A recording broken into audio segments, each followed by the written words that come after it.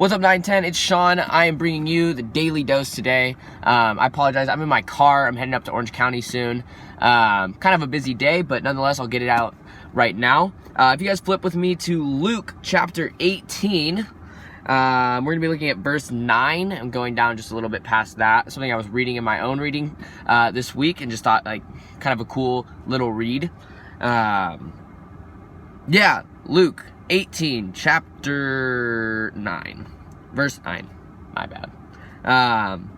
It reads, this is Jesus giving a parable to the people around him.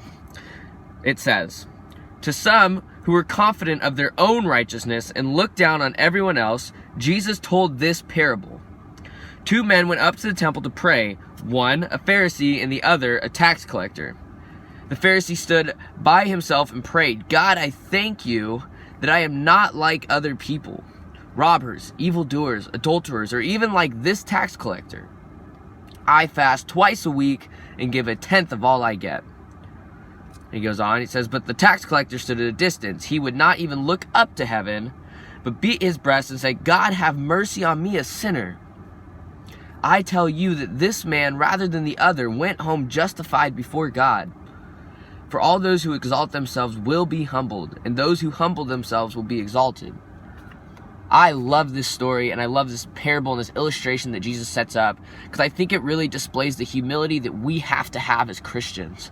We see that Jesus used this illustration of a Pharisee, this like kind of chief of chiefs, the guy that knows the law. He's like the super smart Christian dude that knows everything. He knows his Bible front to back. And we see him kind of in this place of arrogance, saying that I'm the best. Like, I'm not like these other people. I'm not like these sinners. I'm not like the evildoers. I'm not even like this tax collector, who at the time, these tax collectors are often known for hanging out with sinners, and they're known for being these bad people, and like they're known for taking advantage of their friends and like just doing anything they could to get more money. And he goes, "I'm better than these people." And Jesus goes, but look at how the tax collector responds. He comes into this temple with a place of humility, and like he can't even look up to heaven. He goes, "Jesus," it says, "God, have mercy on me, a sinner." And we just see this position of humility to admit his sin. And we see that Jesus goes, this is the guy that's going to be justified. The man who owns his brokenness and knows his brokenness and comes to me in a place of need because of his brokenness. And I think it's just so cool to think that like we can come to Jesus and he's not surprised by our brokenness. And he's not offended by it. In fact, he wants us to bring it to him.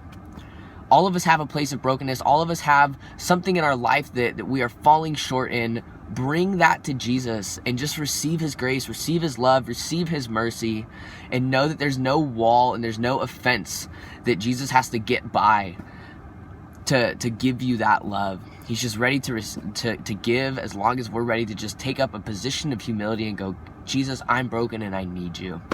That's my prayer for you guys, is that we would just come to Jesus from a place of brokenness and that we would just completely experience his great love for us. Love you guys. Praying for you. See you guys this weekend. Catch you around.